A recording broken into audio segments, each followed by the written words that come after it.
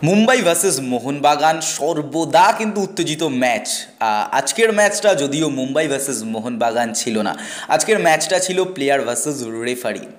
আমরা যদি দেখি আজকের ম্যাচে রেফারি রাহুল কুমার গুপ্তার ডিসিশন, তো প্রথমে আমি একটা কথা বলতে চাই। অনেক সময় আমরা অনেক ম্যাচে দেখছি যে একটা ইয়েলো কার্ড দেখিয়ে দিই। আমরা যদি লাস্ট ইস্টবেঙ্গল মুম্বাই ম্যাচেও আছি, প্রথমার্ধে তিরিকে ক্লিটনকে এমন এমন জায়গায় ইয়েলো কার্ড দেখিয়ে দিয়েছিল, রেফারি এটুকু চাপে ফেলে দিয়েছিল যে ভাই সেকেন্ড হাফে তুমি কিছু করো বা এর পরবর্তীতে করো, তোমার কাছে আর একটা ইয়েলো কার্ড মানে দল সাফার করবে। বাট রেফারি কিন্তু সেকেন্ড হাফে কার্ড বের করেনি, এবং রেফারির ওই কার্ড বের করা নায়ের জন্য কিন্তু প্রচণ্ড পরিমাণে প্লেয়াররা চাপে ছিল যে এই ট্যাকেলে যাব না, ওই ট্যাকেলে যাব না। তোমরা দেখেছো সৌভিক চক্রবর্তী কিন্তু ইয়েলো কার্ড খাওয়ার পর সেকেন্ড হাফে তিনি কিন্তু সেইভাবে আর ট্যাকেলে আসছিলেনই না। তো রাহুল কুমার গুপ্তা সেখানে কি করলেন, কার্ড শো করে দিচ্ছিলেন বারবার, যার জন্য প্লেয়ারদের মধ্যে ভাই কিছু একটা করলে আমি কার্ড খাবো, সেখান থেকে দাঁড়িয়ে সেই ভয়টা কেটে গেছে। এবং যার জন্য রেফারির ম্যাচের ওপর থেকে পুরোপুরি গ্রিপটা, পুরোপুরি কন্ট্রোলটা সরে গেল।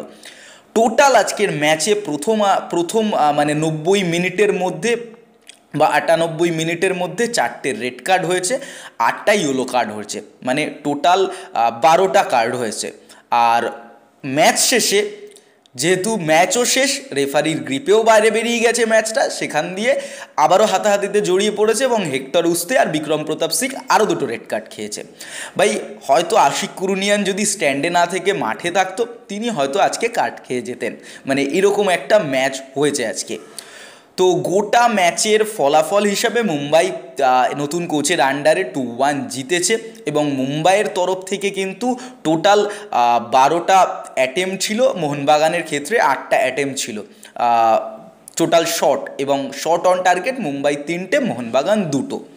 তো যেখান থেকে একটা ম্যাচে পুরোপুরিভাবে চলে গেছে ফিজিক্যাল ব্যাটেলে, রেফারি সেখান থেকে আমার মনে হয় যে মুম্বাই মোহনবাগানের এই ম্যাচের থেকে ডার্বি অনেক ভাই উত্তেজিত ম্যাচ, এবং সেখানে কিন্তু রেফারি বারবার প্রত্যেকটা প্লেয়ার, যে যে প্লেয়ারের মধ্যে ক্ল্যাশ হচ্ছে তাদের ডেকে এনে বোঝান, এবং তিনি ম্যাচটাকে নিজেদের নিয়ন্ত্রণে রাখেন। সেটা একদমই রাহুল কুমার গুপ্তা করতে পারেনি, এবং যার জন্য আজকে টোটাল 14টা কার্ড হয়ে গেল।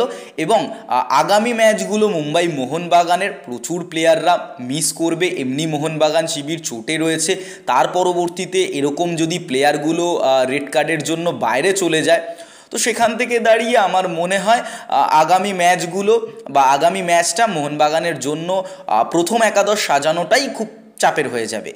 এবং উল্টো দিকে দাঁড়িয়ে মোহনবাগান বা মুম্বাই দুজনেরই দেখতে হবে যে ইয়েলো কার্ড কোন কোন প্লেয়ার কটা করে খেয়েছে। 4টে ইয়েলো কার্ড হলে আবার একটা ম্যাচ সাসপেন্ড থাকে। তো পুরোপুরিভাবে একটা ফিজিক্যাল ব্যাটেল আমরা দেখলাম, পুরোপুরি যথেষ্ট একটা উত্তেজনাপূর্ণ ম্যাচ চলছিল, এবং এই ম্যাচটা হয়তো স্কোর অন্যরকম হতে পারতো যদি না কার্ড এত পরিমাণ শো করাতো এবং রেফারি নিজের কন্ট্রোলে রাখতো ম্যাচটা। তো প্রথম ওয়ান ফেরান্দো পয়েন্ট লুজ করলেন, তার থেকে বড় কথা আগামী ম্যাচেও তিনি কিভাবে দল সাজাবেন সেটাও একটা বড় প্রশ্নের মুখে থাকছে। আর আমি রেফারির প্রতিটা ডিসিশন নিয়ে কন্ট্রোভার্সিয়াল একটা সিদ্ধান্ত রয়েছে, তো সেখান থেকে তোমাদের কি মতামত আজকের ম্যাচ নিয়ে অবশ্যই কমেন্ট বক্সে কমেন্ট করে জানাও, এবং অবশ্যই এই ম্যাচ নিয়ে আরও ডিটেলসে আমরা আলোচনা করব নেক্সট ভিডিওতে।